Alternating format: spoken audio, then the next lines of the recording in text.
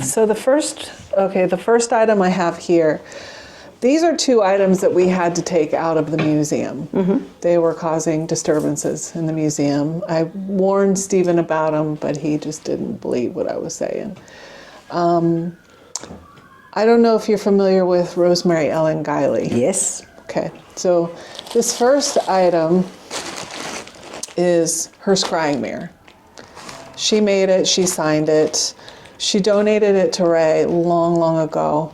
And before I acquired the museum was down in Louisiana, down in New Orleans. Mm. And the caretakers of the museum were using a lot of the tools. So okay. They were scrying with stuff and doing things that I've heard all kinds of stories. So I knew Rosemary, I loved Rosemary, and I don't think, what has happened to this mirror has anything to do with her at all, or her husband. But when this mirror came back, Stephen would hang it in the museum. Back we have a scrying mirror. You'll see it tomorrow when you go. People started scrying in it. And when they would scry in it, I've not scryed in it. When they would scry in it, they see a shadow figure standing behind them, mm-hmm. a cloaked figure. And people would say that they would see this, and Stephen was like, yeah, okay, whatever. Well, people were really, really getting freaked out because everyone started seeing the same thing. Just different people that would randomly come in would mm-hmm. see this, and they'd run up. And what started happening is children between 13 and 15 would scry in it. Oh, okay. And, there's nothing worse than having a room full of tourists and a bunch of screaming kids go running through to the, Yeah. So this has freaked him out because this hooded figure that you see in the mirror has now started to appear throughout the museum. Ah. So it is. So this is the very first thing that we had to take out. Thank you. Rosemary's, my God, just holding it in my hand, knowing that I've read so many of her books. Mm-hmm. That is amazing. Yeah, I think she and her husband signed it on the back. Yeah, so if you don't know who Rosemary is, she's written so many books, it's unbelievable. And she's prolific as a writer on spirituality and the occult and everything in that genre. Everything in that genre, yes. The amount of content. And this is her scrying mirror. I've got chills. They're multiplying. Right. So he did put a black cover over top of it, and then started to say things like, if you're under the age of 18, you're not allowed, and just tried to keep it down a little bit, but even the adults were getting freaked out over it. So it's a lot of energy in it. You can feel it. Yeah. You feel the energy. But I think because it's hers, one of the things that people have done is not ask permission mm-hmm. to use it. Mm-hmm. First and foremost, it's like, well, it's here, I'm going to do it. It's like a gimmick. They are treating it like a gimmick. Yeah, they're not using it with the respect that it was made and created for. Mm-hmm. So obviously she used it to scry for particular reasons. And yet again, when we look at the stuff that's coming through in the paranormal, it doesn't take a lot for a story to get started and for things to start evolving.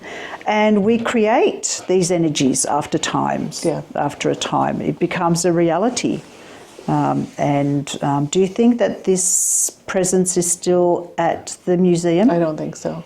I don't think so. I think it's dissipated now? No, and Joey and Tanya, when you know Tanya and Joey, the paranormal investigators, they were teaching a class and they saw the energy as well that was way in the back. Yeah. And Tanya had mentioned there's a a hooded figure way back there that I'm seeing. And Stephen says, oh, that's because Rosemary's mare's right here. That's Yes. why, so.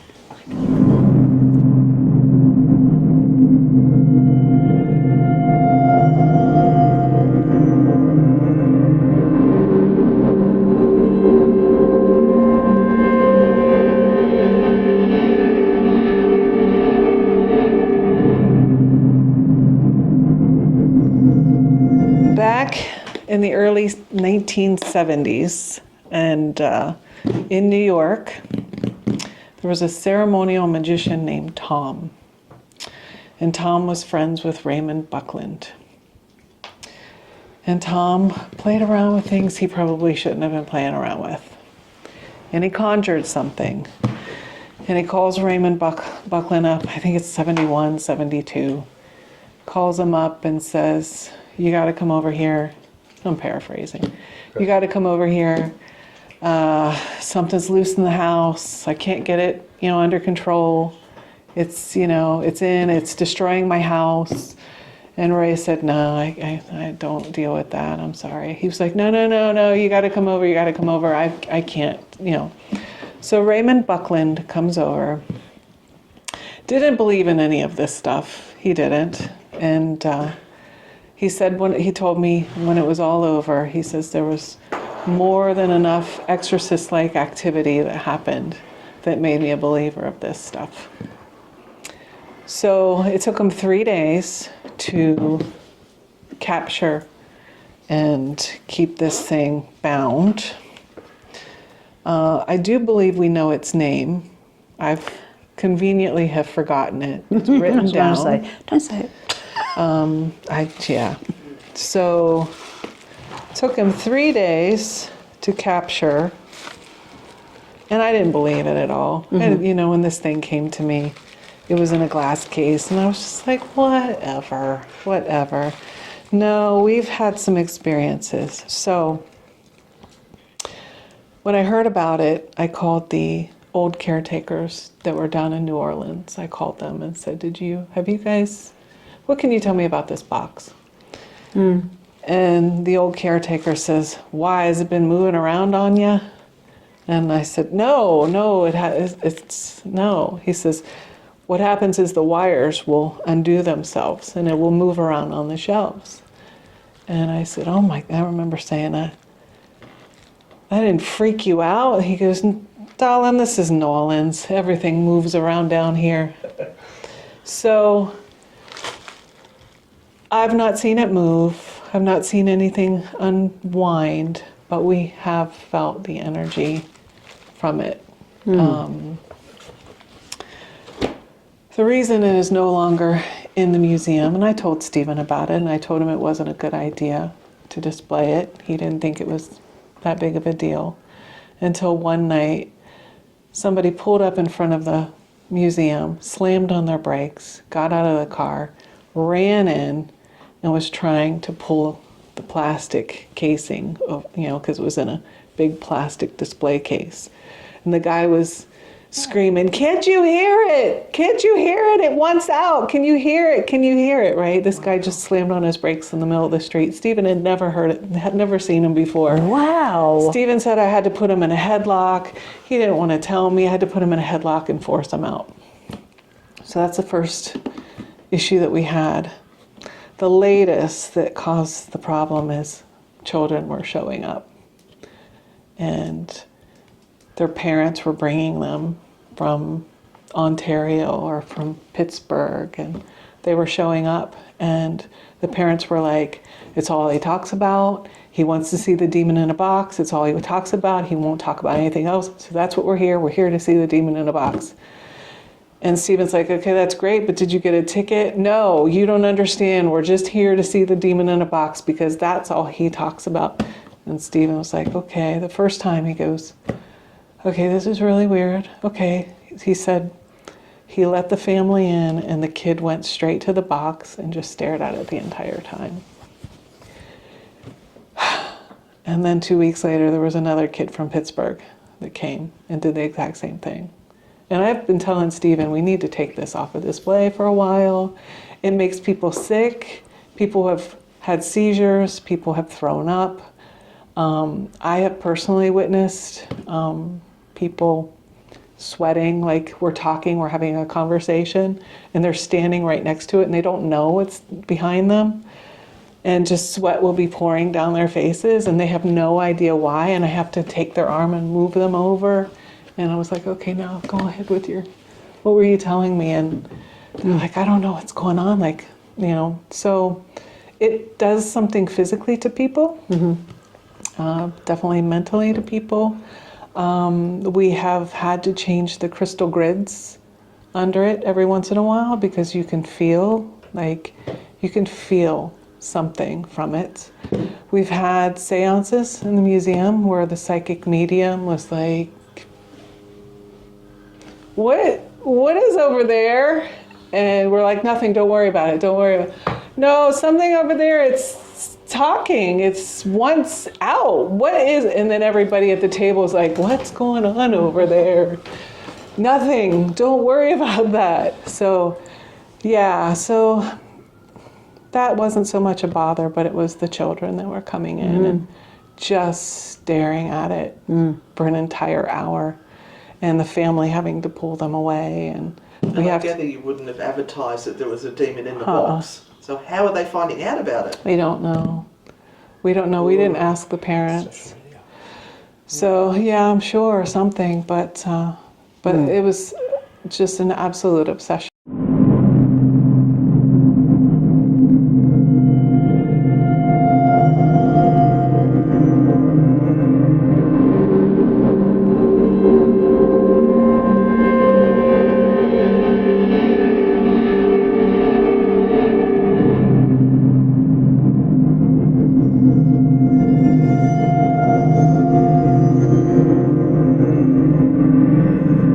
Two women that were looking at it, and they felt physically assaulted. Like the one felt like something had grabbed the back of their head because she was leaning over it, and it pushed her head towards the glass. So there's wax on there. It's in is it copper or brass? What is the box? I think it's brass. Yeah.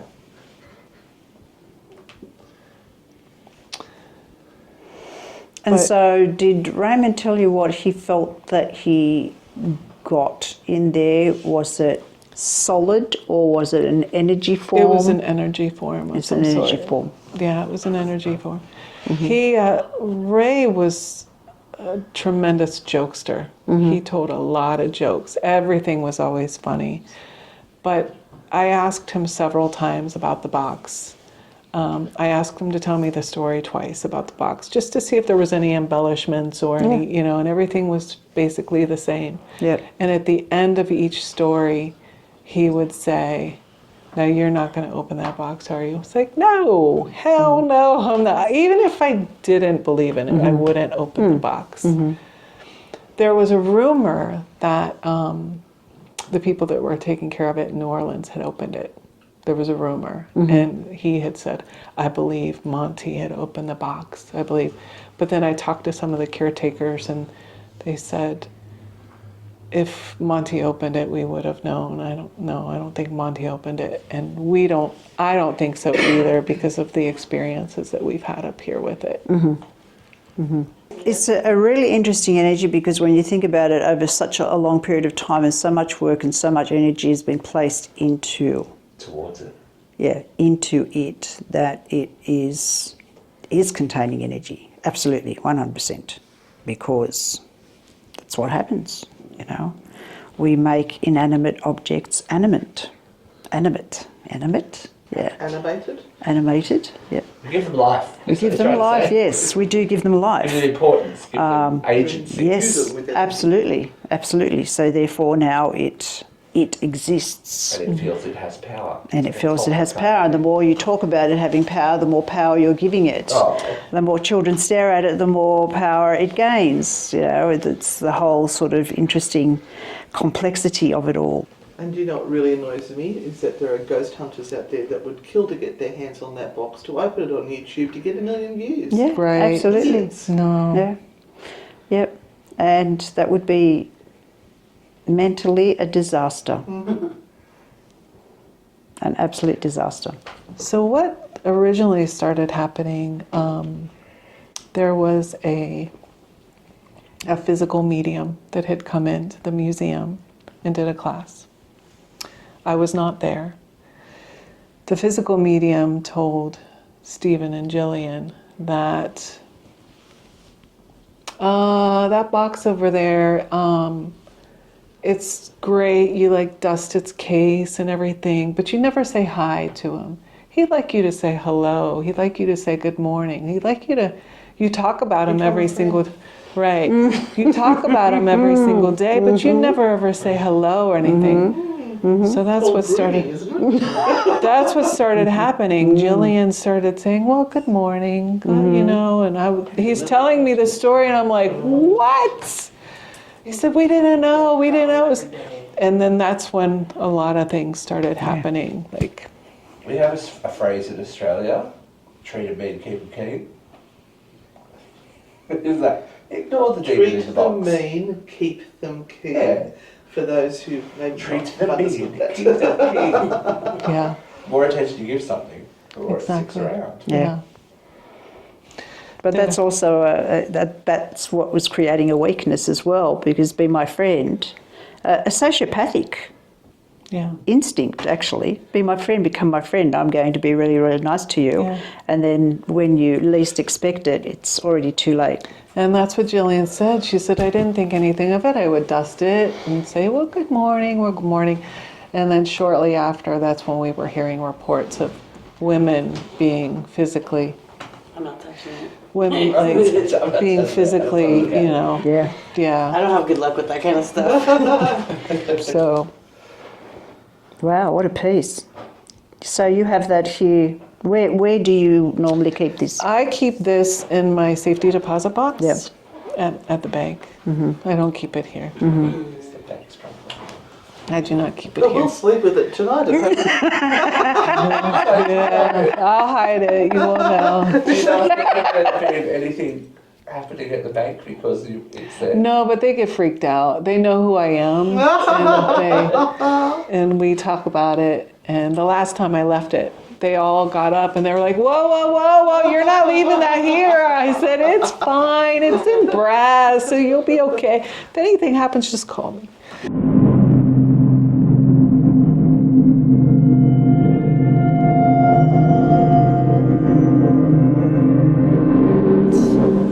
There was an issue with Sybil Leeks' crystal ball when we originally got it, because they were using that to conjure Aleister Crowley, apparently. Of course they were. Yeah, there's all kinds of stories. Things get really sticky. They did. They did. I was They born. did. It I was awful. born on his birthday. We're both 12th That's October right. babies. That's right. And yeah, he just had his birthday. Happy belated birthday. Could be me. Could be me. Yeah, Hey, it's birthday very recently. thank you. Yeah, but that, oh my gosh, that's, I've done lots of house cleansings, I've seen lots of things, felt lots of things, but I have only seen things move 2 times. And it was, Sybil Leeks' crystal ball was in a large box, along with, there were two, one was an obsidian and one was a crystal. And so it was heavy. This thing was heavy. And it was sitting over here. And I was walking out and I was getting ready to leave and set the alarm. And I just looked down at it. And the whole case, I looked down at the whole case, went like that. Are you forgetting us? And I'm like, Did that just happen? and there's nobody here. I'm here Yeah. by myself, but I'm still looking around to see. Yeah. Okay, I don't have time. I don't have time for this. I don't have time for this. Let's move that back. And then about a month later, the whole case lifted up and Oh. levitated about 4 inches. And you can see the light from the window underneath it. It lifted and then dropped. And I was like, oh my God. Nobody's ever here to see this. No. I think you're crazy. Yeah, so I took it and I stuck it in that closet and left it there for months because I just didn't want to see it Yeah. again. Because I was by myself. And then shortly after, we had I had a group of people here and we were while going through all the contents of the museum. The whole museum was here in this house. Because I was Wow. renovating the house and, going through this stuff at the same time. And I had a group of friends, all witches. They were all witches. And I took out the crystal balls and stuck them on a table in here. And one of my friends, she didn't tell me. She lifted up the box. And later on, she tells me what she saw.